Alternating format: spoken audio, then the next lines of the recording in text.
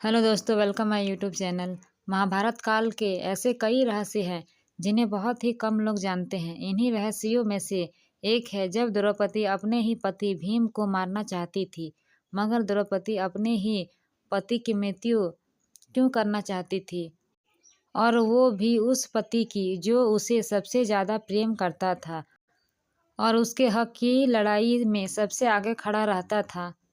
दरअसल पांडवों की पत्नी द्रौपदी माँ काली का रूप थी। इस बात का ज्ञान अर्जुन को था, जिसके बाद एक दिन अर्जुन द्रौपदी के कक्ष में गए।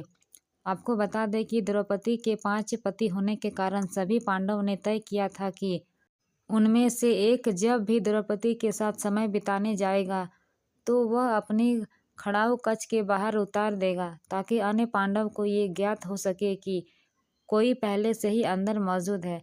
लेकिन इस दौरान अर्जुन की बाहर रखी खड़ाऊ भीम ने देखी ही नहीं। वो झट से कक्ष के अंदर चला गया।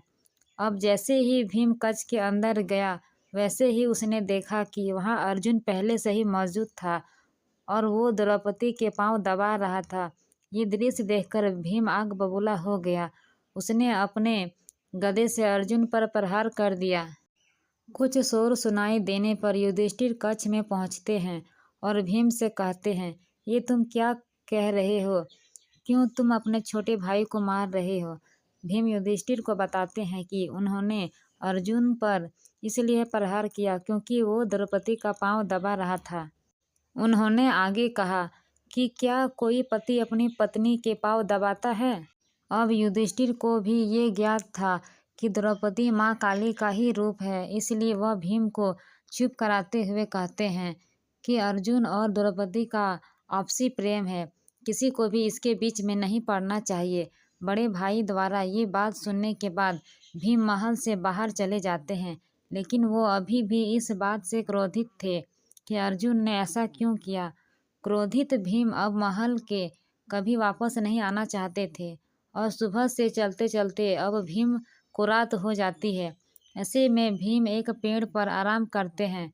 अब भीम विश्राम कर ही रहे थे कि तभी रात के 12 बजे वहाँ एक व्यक्ति आता है और घास के मैदान में पानी पीने लगता है। उस व्यक्ति द्वारा ऐसा करने पर भीम की नींद खुल जाती है और भीम वहीं पेड़ पर बैठे हुए ये नज़ारा देख रहे होते हैं। धीरे धीरे वहाँ एक सभा लगने लगती है। इस सभा में भगवान शिव, ब्रह्मा जी, इंद्रदेव समेत कई देवता शामिल होते हैं और इस सभा को संबोधित कर रहे होते हैं भगवान श्री कृष्ण। तभी भीम देखते हैं कि इस सभा में द्रौपदी आती है, जिसका मुंह खून से सना हुआ होता है। साथ ही उसके हाथ में एक खप्पर और दूसरे हाथ में कटार होती है। द्रौपदी को बिना पतियों के अकेले देख भीम आग बबूला हो जाता है, लेकिन वो वहीं रहकर ये सब दृश्य देख रहा होता है। विकराल रूप में आई द्रौपदी तभी सभी के सामने कहती है, माधव मेरे सखा हैं और उन्होंने मुझसे ये वादा किया है कि वह मेरा खप्पर खून से भरवाएंगे। इसके बाद द्रौपदी कुछ ऐसा कहती है कि भीम उसे सुनकर दंग रह जाते हैं। द्रौपदी कहती है कि मैं चाहता हूँ कि मेरा खप्पर भीम के रक्त से भरे और आधा कुरुवंश के रक्त से। ये सुनने के बाद भीम को द्रौपदी का असल सच का ज्ञात होता है। उसे पता लग जाता है कि द्रौपदी कोई और नहीं बल्कि माँ काली का ही रूप है।